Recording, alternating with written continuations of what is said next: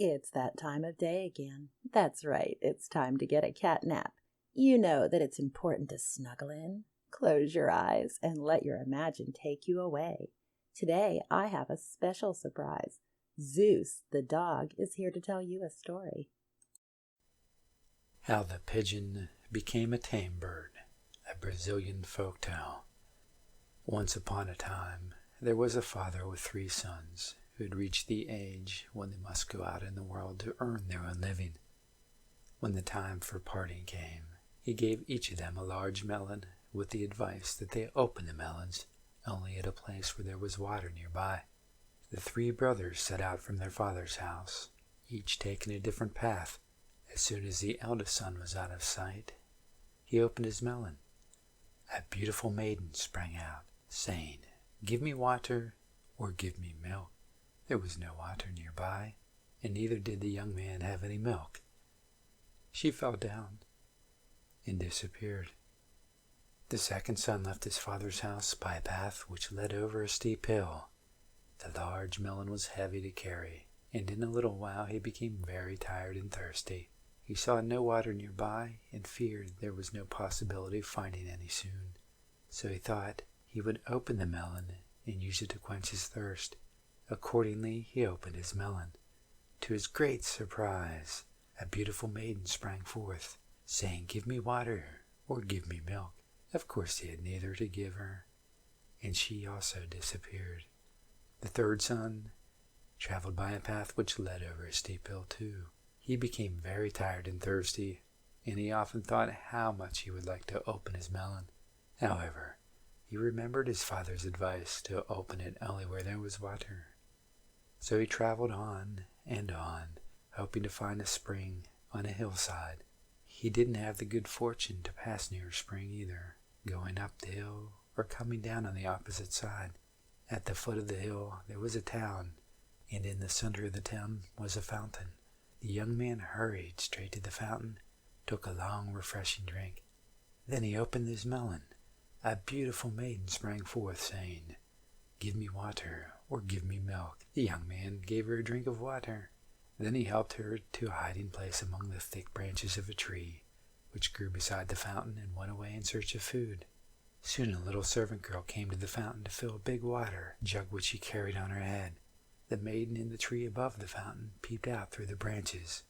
When the little servant bent over to fill the jug, she saw the reflection of a charming face in the water. "How beautiful I have become," she said to herself. "How ridiculous that anyone as beautiful as I should carry water on my head." She threw a water jar upon the ground in disdain, and it broke into 1,000 pieces. When the little maid reached home, with neither water nor water in her jar, the mistress punished her severely and sent her again to the fountain with a new water jug to fill. This time the maiden in the tree gave a little silvery laugh. When the servant girl bent over the water, the little maid looked up and spied her in the tree. "Oh, it is you, is it? You are responsible for my punishment." She pulled a pin out of her camisa, and reaching up, she stuck it savagely toward the maiden in the tree. Then a strange thing happened. There was no longer a beautiful maiden. It was just a pigeon. At the moment the young man came back to the tree with the food he had procured, the little servant heard his footsteps. She was frightened nearly to death. She hid herself quickly among the thick branches of the tree. The young man was very much surprised to find the maid in the tree, in the place of the beautiful maiden he had left there. "What has happened to you during my absence?" he asked in horror as soon as he saw her. "The sun has burnt my complexion, that's all." "It's nothing. I shall be myself again when I get away from this hot place," the maid replied. The young man married the little maid and took her out of the sunny places, hoping that she would soon again be the beautiful maiden she was when he left her by the fountain in search of food. But she never changed. Years passed, and the young man became very rich. He lived in a beautiful mansion. All around the house there were wonderful gardens full of lovely flowers, and splendid trees where birds loved to sing sweet songs and build their nests. In spite of his beautiful home, the young man wasn't happy. He often walked up and down the paths in his garden at the close of the day and thought about how beautiful his wife had been the first time he ever saw her.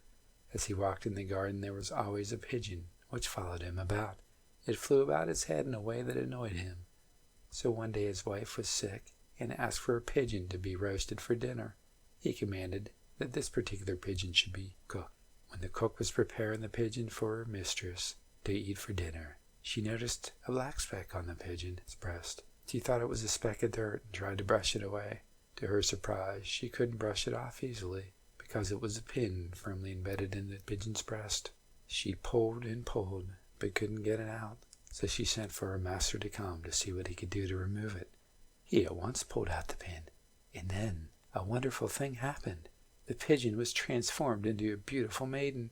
He at once recognized her as the same lovely maiden who had sprung forth from his melon by the fountain, and whom he had left hidden in the tree. When the young wife learned that her husband had found the beautiful maiden again after all these years, she confessed her deceit and soon left. The young man married the beautiful maiden, who was still just as beautiful as she was the first time he saw her. They were happy together, but the wife never forgot about the time she'd been a pigeon. Up to that time, pigeons had been wild birds who built their nests deep in the forest. The wife often wished that they would build their nests in her beautiful garden, so she had the little birdhouses built and set up there. One day a pigeon, bolder than the rest, flew through the garden and spotted the little houses. He moved his family there at once, told the other pigeons that there were other houses there for them too. The other pigeons were timid, so they waited to see what terrible calamity might happen to the bold pigeon and his family. But not a single unpleasant thing occurred. They were just as happy could be in their new home. After a while, other pigeon families moved into the garden and were happy too. Thus, it came about that after years and years, the pigeons could no longer build their nests deep in the forest, but they always make their homes near the homes of men.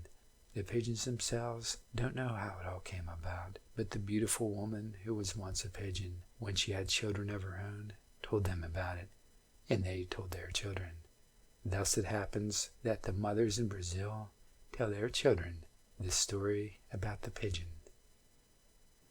And that's the end of our tale for today. I hope you have a wonderful nap, because napping is part of what helps you learn everything that you need to know to be a very clever cat.